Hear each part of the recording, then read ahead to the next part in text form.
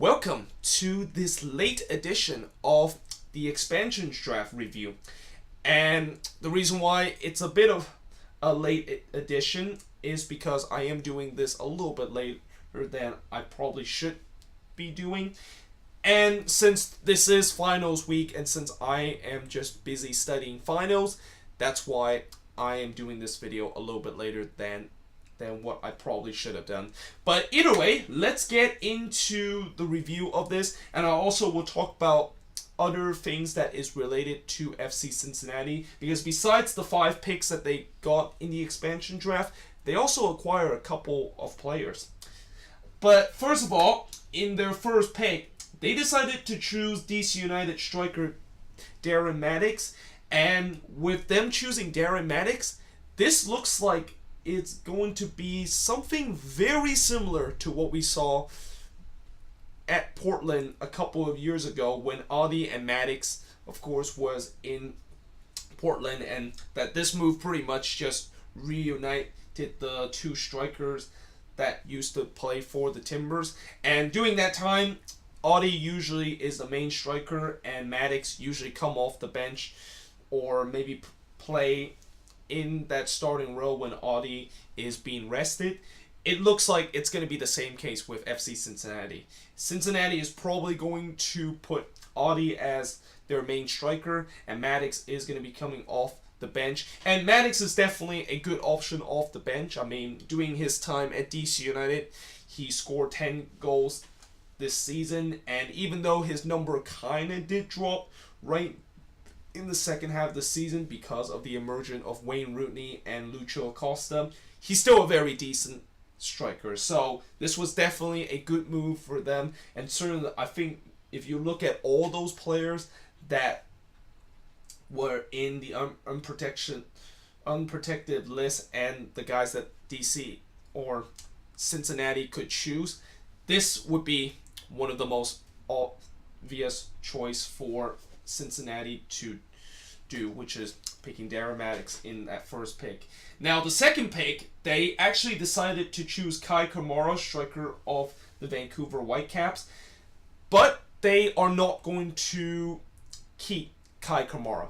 Instead, what they decided to do is that they're going to trade Kai Kamara to Colorado, and they're going to get an international spot out of that. Now, I think last year when LAFC, I believe they got Raheem Edwards. Edwards eventually went to Montreal, and LAFC eventually would acquire Laurent Simon as part of that trade. And this is pretty much very similar to that, where an expansion team acquire a player that they drafted, and then later on they of course traded to another team, which is something you could do, except this time FC Cincinnati didn't really get a player back or get a player from Colorado. Instead, they just get an international spot. And if you're a Rapids fan, this is massive for you.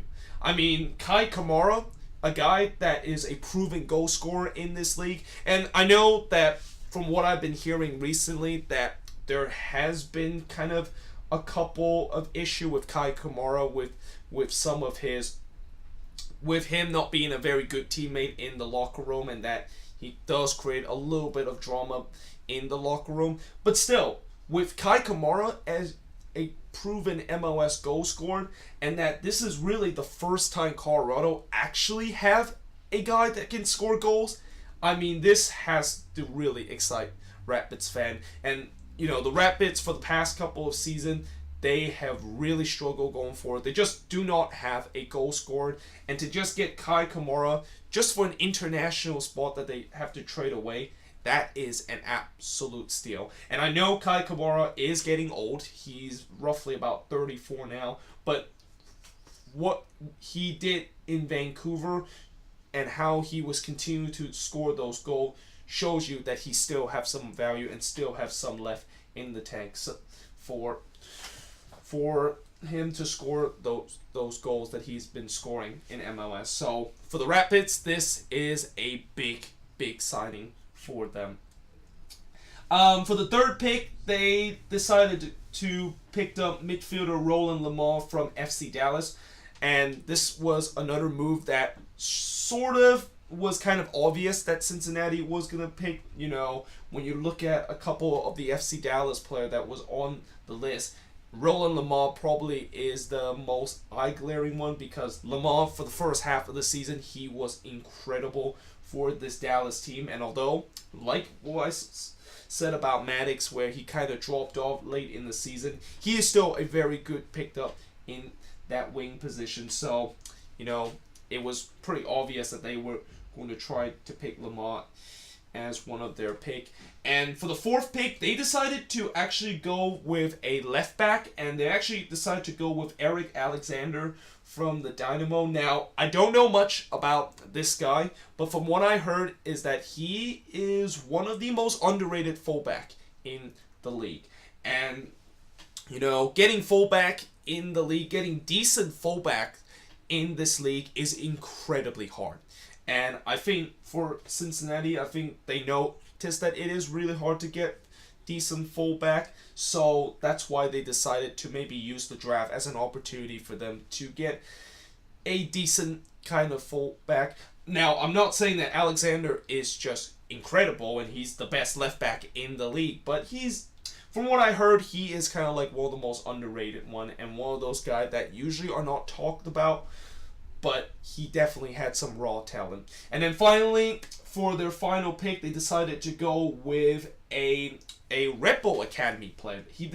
They decided to go with Hassan Nidan from the Red Bulls. Hassan Nidan, from what I heard, he was part of the Red Bull 2 team for last season, and I'm guessing this is probably just a youth pick that FC Cincinnati is trying to do. And, whenever you can have a chance to get a young player from the New York Academy, obviously you're going to have to take advantage of that.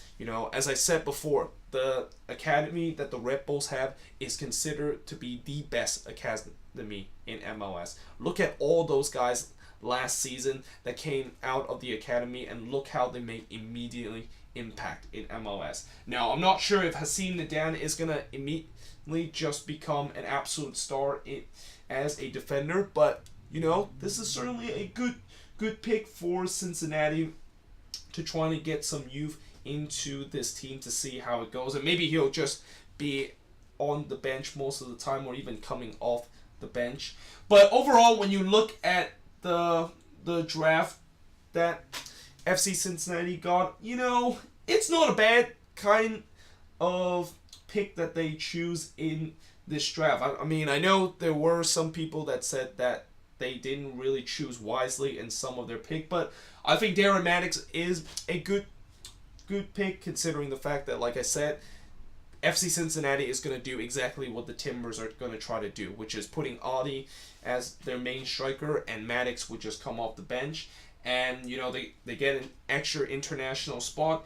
They get Roland Lamar, that did very well for Dallas in the first half of the season. Eric Alexander, one of the most underrated fullback in the league. And they also got a young kind of player, a youth player in their team that can boost up that youth that I think maybe FC Cincinnati is trying to do. I mean, from what I'm hearing from FC Cincinnati is that they kind of are trying to do the Minnesota approach, where how the Loons, when they came into the league, they signed a bunch of these USL player and re-signed a bunch of the guys that were there back in the, well, not the USL, but back in the NASL when Minnesota United was in, and they re-signed a bunch of those guys. And all I'll say about Minnesota is that it hasn't really worked out very well, and that maybe is one big concern with FC Cincinnati heading into next year, is that since they got so many decent USL guy in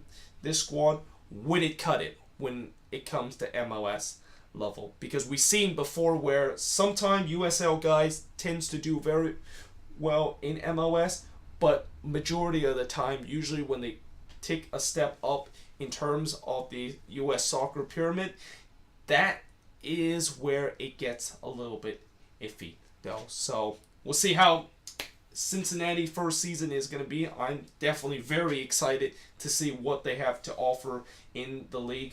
I really don't think they'll probably be as good as what LAFC and Atlanta is going to be coming into the league. And I know it's still very early days to kind of predict what's going to happen to them. But when you look at some of the signings and with what the expansion draft just happened today, it looked like FC Cincinnati might maybe kind of compete in that middle of the pack and kind of just happy to be in MLS, just like what Minnesota was. But other than that, besides the expansion draft, I'm also going to quickly talk about the two signings that they got that was outside the expansion draft, but it took place right around the same time when the expansion draft just finished. And yeah, but first of all, FC Cincinnati decided that they are going to sign Greg Garza from Atlanta United for 250,000 TAM and 200,000 GAM. And certainly this was kind of a bit of a surprising move, the fact that Cincinnati decided to get Greg Garza. I mean, Greg Garza, I thought for sure that he was one of those players that was going to stay with Atlanta. I know Atlanta have a couple of guys that they are going to be leaving to Europe, but I thought Greg Garza was going to stay there. And the thing about Greg Garza is that he is really probably one of the most reliable guy for that left back position for Atlanta United. And now the fact that they don't have Garza anymore, I'm assuming maybe they're going to give George Bello more time, or maybe they're going to put Julian Gresso back in that left back role, which, that is something that they have done in the past before. But certainly it's a bit surprised to see Greg Garza decide to leave Atlanta United, considering that he was really their best left back in that team. But for FC Cincinnati, this is definitely a big hire, because Greg Garza, one of the best fullback in the league, and now they're going to get two fullbacks that one consider one of the most underrated kind of fullback, and now they're going to get another fullback that is considered one of the best in the league. They might actually solve the issue that a lot of teams tends to still struggle to try to solve, which is finding a good fullbacks. Besides that, they also signed another defender. They actually go to the Whitecaps and decided to sign Kendall Waston for 450,000 TAM and 300,000 GAM. So that is definitely a lot of money to try to get Waston, and obviously it's definitely worth that amount of money, considering the fact that Waston was the best defender for the Whitecaps, and the way that not only he's a good defender and he is a very good leader in that defensive role, but he also is very dangerous in set piece. And Cincinnati is going to have a very big piece in terms of the set piece, and a big threat whenever they take a corner or a free kick. And all in all, it will be a set piece is where they're going to have a very dangerous man that they're going to target it. And really, for the Whitecaps, it's been an interesting last 24 hours, isn't it? The Whitecaps, of course, getting rid of a guy that have scored the most goals for their team, and they also got rid of the guy that was their best defender. And like I said with the Whitecaps yesterday, when I talk about some of the signings that they have, it's kind of interesting what Marc Dos Santos is thinking in terms of some of the moves that he is making. Well, actually, he's not making the move, but it's interesting to see how the front office is doing. Try to maybe create a roster that Marc Dos Santos can work with, but with Waston and Kamara, two of your best player on your team now gone, this is going to be very interesting, and I'm not quite sure if Marc Dos Santos is happy the fact that he have now lost two of his best player on this team. One that is a lethal goal scorer, and the other a very good defender and a very big threat in terms of set pieces. But yeah, that is pretty much it for my review of the expansion draft, and also kind of other news and other notes that FC Cincinnati did doing today. But yeah, hope you guys enjoyed this video. If you do, make sure you guys leave a like, smash that subscribe button, and yeah, I of course will see you guys next time.